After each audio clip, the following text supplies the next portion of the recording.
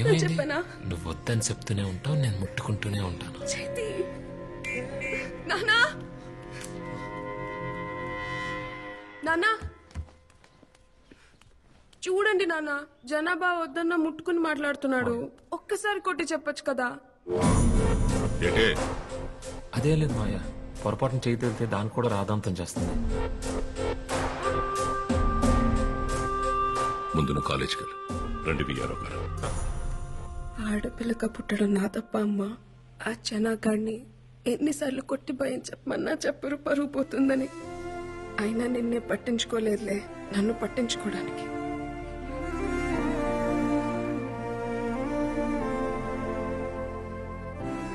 నువ్వెందుకమ్మా బాధపడతావు?